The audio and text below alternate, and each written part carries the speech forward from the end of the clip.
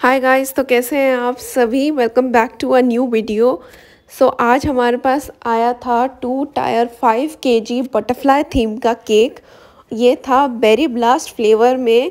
ये फ्लेवर हमारा most recommended flavour है। हमारे पास सबसे ज़्यादा ऑर्डर इसी फ्लेवर के आते हैं और ये फ्लेवर मोस्टली हमारा जाता है जब भी बड़ी गैदरिंग हो या ज़्यादा बड़ा केक हो, क्योंकि कुछ लोग ये डिसाइड ही नहीं कर पाते कि उनको ज़्यादा लोगों के लिए कौन सा फ्लेवर मंगवाएं। क्योंकि चॉकलेट जो होता है वो बच्चों को पसंद आता है और जो फ्रूट वाला होता है वो बड़ों को पसंद आता है। बट हमारा जो बेरी ब्लास्ट का फ्लेवर है वो सबको पसंद आता है, बच्चे हों चाहे बड़े हों। इसीलिए ज़्यादा जब भी गैदरिंग के लिए हमारा कोई केक जाता है उसके लिए यही फ्लेवर जाता है। और ये केक, और इसमें आपको कोई फ्रूट डालने की भी ज़रूरत नहीं है, ये केक उसके बिना ही बहुत अच्छा लगता है।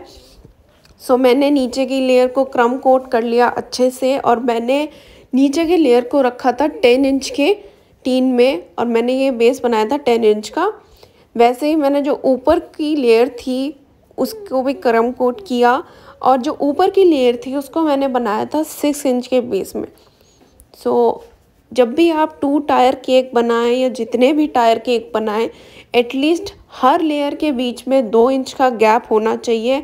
अगर बिल्कुल एज टू एज लेयर होगी तो केक गिर जाएगा, मतलब केक का जो वेट होगा वो बहुत अनइवन हो जाएगा और केक धंसने लग जाएगा। क्योंकि केक का वेट जब नीचे का और ऊपर का सेम होगा तो वो केक गिरने के बहुत चांसेस हो जाएंगे। इसीलिए आपकी लेयर्स के बीच में एटलीस्ट 2 इंच का गैप होना चाहिए। मैंने इसको 6 इंच का इसीलिए रखा क्योंकि जो मुझे ऊपर की लेयर चाहिए थी वो थोड़ी टॉल चाहिए थी। क्योंकि जो इमेज हमें मिली थी केक की उसमें ऊपर की जो लेयर थी वो काफ़ी टॉल थी। इसीलिए मैंने 10 के बाद सीधा 6 इंच के टीन में ऊपर का बेस बनाया, उसकी अच्छे से क्रम कोटिंग करी, फिर उसको अच्छे से सेट होने के लिए रख दिया। उसके बाद मैंने नीचे के बेस की आइसिंग शुरू करी। और जैसे कि अब गर्मियाँ आने लग गई है आपको बहुत अच्छे से बहुत सही टेम्परेचर वाली क्रीम अपने आइसिंग के लिए यूज़ करनी है। क्योंकि अब गर्मियों के टाइम में क्या होता है कि जो क्रीम है वो बहुत जल्दी फटने लग जाती है, तो इसीलिए आपकी क्रीम काफ़ी चिल्ड होनी चाहिए बहुत अच्छे से। आपको उसका टेम्परेचर एकदम सही रखना है ताकि आइसिंग जो हो वो बहुत स्मूथली हो जाए और बहुत अच्छे से हो। मैं अपनी क्रीम्स फ्रीज़र में ही रखती हूँ और जब भी मुझे चाहिए होती है उससे मैं थोड़ा टाइम पहले ही उसे नीचे नॉर्मल टेम्परेचर पर रख देती हूँ ताकि मेरी क्रीम चिल्ड भी रहे और वो ज़्यादा सॉलिड फॉर्म में ना हो, वो लिक्विड फॉर्म में आ जाए। आप भी सेम यही कीजिए क्योंकि गर्मियों में इस चीज़ की बहुत ज़्यादा प्रॉब्लम होने लग जाती है। मैंने ये पूरा बेस कर लिया तैयार। उसके बाद मुझे इस पे शेड्स देने थे पर्पल, पिंक और वाइट के। मैं अपनी क्रीम के लिए जेल कलर का ही यूज़ करती हूँ और जेल कलर्स ही सबसे ज़्यादा अच्छे रहते हैं व्हिप क्रीम में और उससे ही बहुत अच्छे से कलर भी आ जाता है और क्रीम बिल्कुल भी ख़राब नहीं होती, बिल्कुल भी फटी फटी नहीं होती। और अगर आपको जब भी डार्क कलर का कोई भी शेड देना हो आप हमेशा क्रीम में उससे नीचे लाइटर शेड दे ताकि जो डार्क कलर है वो बहुत अच्छे से उभर के आए और वो बहुत अच्छे से उस शेड में मिक्स हो जाए। इसलिए मैंने नीचे पर्पल कलर दिया, उसके ऊपर मैंने पिंक कलर दिया था और उसके ऊपर मैंने वाइट कलर से किया था, जो काफ़ी अच्छी से शेडिंग हो गई थी इसकी। और उसके बाद मैंने फिर से इस केक को सेट होने के लिए रख दिया क्योंकि जब आपके पास इतना बड़ा केक हो तो वो जितना अच्छे से सेट हो जाए वो आपके लिए अच्छा है। क्योंकि केक जितना ज़्यादा कम सेट होगा उतना वो ख़राब हो जाएगा या वो गिर जाएगा। इसीलिए आप केक को जितना ज़्यादा अच्छे से सेट कर सके आप उसे सेट करने के लिए रख दीजिए। क्योंकि कभी कभार क्या होता है कि आप जब केक डिलीवर कर देते हैं लोगों का टाइम बढ़ जाता है केक कटिंग का। उसके बीच में अगर बहुत ज़्यादा टाइम आ जाए और अगर आपने केक अच्छे से सेट ना कर रखा हो तो केक ख़राब हो जाता है। इसीलिए आप एटलीस्ट इतना टाइम दीजिए अपने केक को कि केक अगर वेन्यू पे बहुत टाइम पहले भी चला जाए तो केक इंटैक्ट ही रहे और केक को बिल्कुल कुछ भी ना हो। सो यहाँ मेरी नीचे की लेयर ऑलमोस्ट रेडी हो चुकी है। उसके बाद मैंने उसे सेट करने के लिए रख दिया।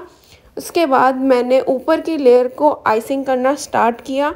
हमेशा जब भी आपको आइसिंग करनी हो प्लीज़ पाइपिंग बैग में ही आप क्रीम को ले और उसको अच्छे से क्रीम लगाएं उससे ही, क्योंकि जब आप पाइपिंग बैग से क्रीम लगाते हैं तो क्रीम बिल्कुल इक्वल लगती है, कहीं से भी ज़्यादा या कम नहीं लगती और वो बहुत अच्छे से लग जाती है। मतलब नॉर्मल स्पैचुला से अगर आप क्रीम लगाते हैं तो क्रीम गिर जाती है या ख़राब हो जाती है, बट आप जब भी पाइपिंग बैग से क्रीम लगाते हैं तो क्रीम बहुत अच्छे से लग जाती है। सो हमेशा आप पाइपिंग बैग का यूज़ कीजिए, अंदर भी और बाहर भी, बट मेनली बाहर। सो मैंने यहाँ पे पूरा का पूरा इसको अच्छे से कोट कर दिया, इसको कवर कर दिया। और मुझे इस वाली लेयर पे भी पर्पल, पिंक और वाइट का शेड देना था तो मैंने दिया। उसके बाद आपको एक चीज़ का और ध्यान रखना है कि आपको जो डावल्स हैं वो भी बहुत अच्छे से यूज़ करने हैं। आप कभी भी डावल्स को स्किप मत कीजिएगा। जब भी आपके पास टायर केक हो, चाहे वो कितना ही पास जाए या कैसा भी हो, हमेशा डावल यूज़ कीजिए और डावल भी आपके सही होने चाहिए, मतलब केक के हिसाब से होने चाहिए। अगर आपका केक छोटा है तो आप पतली प्लास्टिक के ये जो हल्के वाले डावल्स होते हैं आप वो यूज़ कर सकते हैं, बट जैसे जैसे आपका केक का वेट बढ़ता है, आपका केक बड़ा होता है, उस हिसाब से आपको डावल यूज़ करने चाहिए। सो इसमें मैं वुडन डावल्स यूज़ करती हूँ क्योंकि ये केक 5 kg का था, सो इसीलिए मैं इसमें मोटे प्लास्टिक का भी यूज़ करती हूँ।